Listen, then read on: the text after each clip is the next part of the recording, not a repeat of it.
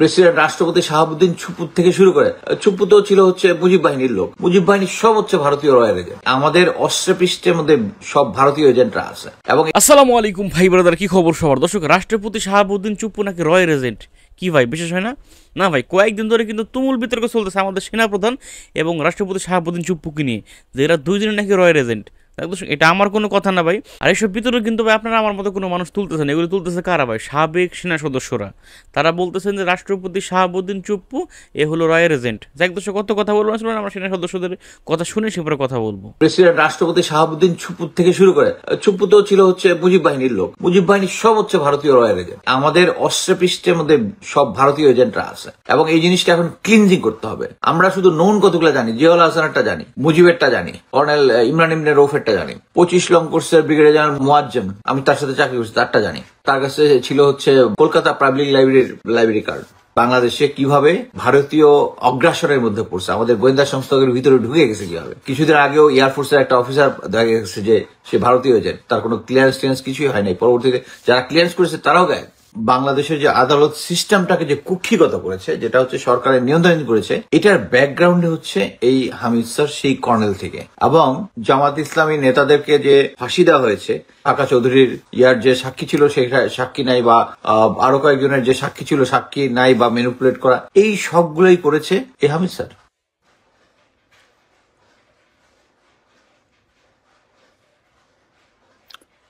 আসসালামু আলাইকুম। অ্যাকচুয়ালি এখন লাইভে আসার কথা ছিল না, আমার এখন ঘুমানোর কথা ছিল। যে ভাবলাম যে একটা সিচুয়েশনে আজকের সাবজেক্ট হচ্ছে মেজর জেনারেল রিটায়ার্ড হামিদুল হক। সবাই আমরা জানি এক্স প্রাক্তন ডিজিএফআই। তাকে অবসর দেওয়া হয়েছে, ফোর্স রিটায়ার্ড যেটাকে বলে। এটা নিয়ে একটু কন্ট্রোভার্সি হয়েছে, কিন্তু কিছু কিছু মহল থেকে তার সম্বন্ধে কিছু ভালো ভালো কথা বলা হচ্ছে। সো আমি ভাবলাম যে যেহেতু সেনাবাহিনীতে অনেকদিন চাকরি করেছি এবং ইভেন হামিদ স্যারের সাথে অনেকদিন দীর্ঘদিন চাকরি করেছি ক্লোজলি, আমি তাকে খুব ভালোভাবে চিনি এবং তার ডিজিএফআই থাকাকালীন যে সমস্ত কার্যক্রম আছে এগুলো যেহেতু জানি, তা আমার জিনিসটা ক্লিয়ার করা উচিত। প্রথমত হচ্ছে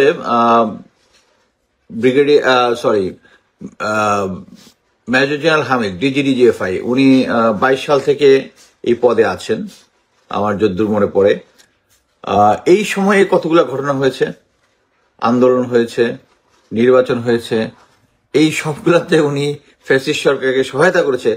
তারপরে উনি ভালো মানুষটা কেমনে হয় এটা আমি বুঝলাম না। ব্রিগেডিয়ার নিশাত জাতীয় পার্টির অফিসে ঢুকে এই করেছে সেই করেছে। ইভেন যখন কোটা এই আন্দোলনটা চলমান আন্দোলন যখন চলে, নাহিদুল ইসলাম যে কোটা আন্দোলনের সমন্বয়ক, তাকে তুলে নিয়ে গিয়ে ডিবিকে হ্যান্ড ওভার করেছে এই নিশাত। এটা নিয়ে সবাই আমরা জানি। তারপরেও তার বস যে আছে সে ভালো মানুষ। সিটিআইবি হচ্ছে যারা আয়নাঘর চালায়, মানে জয়েন্ট ইন্টারোগেশন সেল, এটা যারা চালায়, তার মানে এটার বস হচ্ছে হামিদ স্যার ভালো মানুষ ক্যানট বি। সিম্পল। আমি প্রথমেই বলি, আমি ওনাকে যখন আমি একদম ক্যাপ্টেন লেফটেন্যান্ট অবস্থায়, আমরা একসাথে সিলেট ক্যান্টনমেন্টে চাকরি করেছি, উনি আমার ইনস্ট্রাক্টর ছিলেন একটা কোর্সে, ক্লোজলি দেখেছি।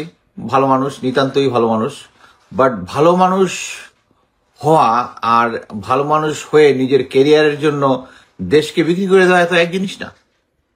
প্রথম হচ্ছে, উনি যখন কর্নেল অবস্থায় ডিজিএফআইতে ছিল, সরকারের পক্ষে এই আদালতটাকে, বাংলাদেশের যে আদালত সিস্টেমটাকে যে কুক্ষিগত করেছে, যেটা হচ্ছে সরকারের নিয়ন্ত্রণ করেছে, এটার ব্যাকগ্রাউন্ডে হচ্ছে এই হামিদ স্যার, সেই কর্নেল থেকে। এবং যে সমস্ত জামাত ইসলামী নেতাদেরকে যে ফাঁসি দেওয়া হয়েছে, এই যে মনে করেন আমরা সবাই জানি, এই একজনের সাক্ষীর নামটা ভুলে গেলাম, কি যেন একটা সাক্ষী, যে সাক্ষীটা নাই, এই জন্যই কাকা চৌধুরীর ইয়ার যে সাক্ষী ছিল সেটা সাক্ষী নাই, বা আরো কয়েকজনের যে সাক্ষী ছিল সাক্ষী নাই, বা ম্যানিপুলেট করা, এই সবগুলোই করেছে এই হামিদ স্যার। তারপরে আমি সবচেয়ে যখন উনাকে অ্যাকচুয়ালি চাকরিতে থাকা অবস্থায়, তো এরকম যখন আমি ছিলাম তখন তো আর এইরকম সিচুয়েশন ছিল না। তখন যেটা হয়েছে, আমি যখন সুদানে ছিলাম ইউএন মিশনে, আমি একটা ইউনিটের সিও ছিলাম। সো আমাদের কম্পার্টমেন্টে উনার, যদিও আমাদের এখানে থাকার কথা না, বাট আমরা যারা মিলিটারি অফিসার যারা বাংলাদেশের, তাদেরকে আমাদের যেহেতু অ্যাকোমোডেশন ছিল, উনাদেরকে আমাদের অ্যাকোমোডেশনের ভিতরে থাকতে দিতাম, ওনারা খাওয়া দাওয়া আমাদের সাথেই করতো। সো যেটা হয়তো প্রতি বৃহস্পতিবার দিন আমরা তাস খেলতে বসতাম, আমরা ব্রিজ খেলতাম, খেলতে খেলতে অনেক গল্প সল্প হইতো। গল্পের মধ্যে একবার উনি বললেন, আপনার যদি মনে আছে যে র্যাবের এক অধিনায়ক, আমি নামটা আর বলতেছি না এখানে,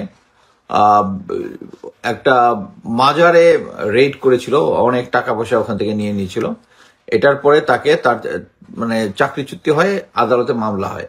উনি হঠাৎ করে বলল যে ওই মামলাটাকে উনি যেহেতু মানে কোর্টের উপরে তার একটা কন্ট্রোল আছে, উনি ওখানে গিয়ে ওই ফাইলপত্র একদম কোল্ড স্টোরেজে রেখে দিচ্ছেন, যাতে আগামী 10 বছরে ওই ফাইল আর উঠবে না। মানে ওই কেস একদম ধামাচাপা দিয়ে দিচ্ছেন। আমি তো হা করে তাকিয়ে গেলাম যে স্যার এটা কি, মানে মোট কথা হচ্ছে এই ভালো মানুষ তো ভালো মানুষ না।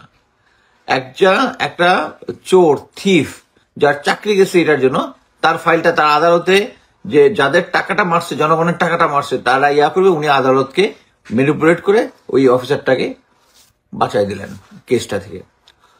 এর মধ্যে উনি এই 2022 থেকে এই পর্যন্ত আর অনেকগুলো চিঠি আসছে, দেখলাম উনি লেফটেন্যান্ট কর্নেল থাকে কয়েকটা ওয়ার্নিং খেয়েছেন। এই ওয়ার্নিং গুলা লেফটেন্যান্ট কর্নেল থাকার ওয়ার্নিং থাকার পরে এই পর্যন্ত মানে আওয়ামী লীগ সরকার এতই গাব যে তারা এরকম একজন আওয়ামী বিরোধী লোককে আইনা তাদের ডিজি হয়ে বানাইলো। আর এইটা দিয়ে সেই এর আগের 2024-এর নির্বাচনটা করাই ফেললো। It's not. আমাদেরকে বুঝতে হবে যে আমাদের যে সেনাবাহিনীতে যে ক্লিনজিং যেটা চলতেছে, slow but in the right track.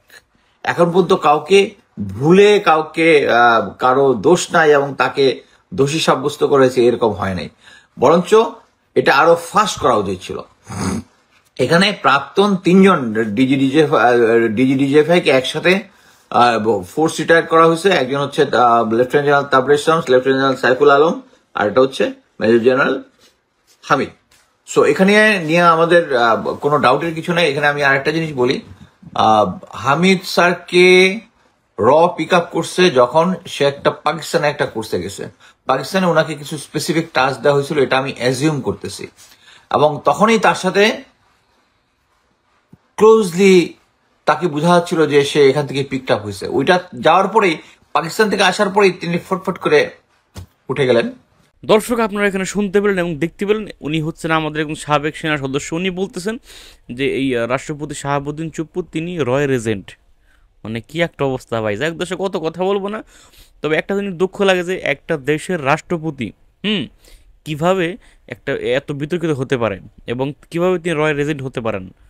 মানে এটা একটা হাস্যকর বিষয় না যে একটা দেশের রাষ্ট্রপতি অন্য একটি দেশের গোয়েন্দা বাহিনীর এজেন্ট। হাই আল্লাহ। যাই হোক, আপনারা আপনাদের মূল্যবান মতামত কী করবে যাবেন ভাই, কমেন্টে জানিয়ে যাবেন যে আসলে ভাই শাহাবুদ্দিন চুপ্পুকে এই মুহূর্তে পদত্যাগ করানো আমাদের জন্য কতটা জরুরি। ভালো থাকবেন, সুস্থ থাকবেন এবং আপনার মতামত আপনি জানিয়ে যাবেন কমেন্টে যে রাষ্ট্রপতি শাহাবুদ্দিন চুপ্পুকে যদি এখন আমরা পদত্যাগ না করাই, তাহলে আমাদের হাজার হাজার ছাত্রদের জীবন দিয়ে স্বাধীনতা আমরা অর্জন করলাম, সেই অর্জনের হয়তো মানে মাটি চাপা পড়বে খুব দ্রুত। আসসালামু আলাইকুম।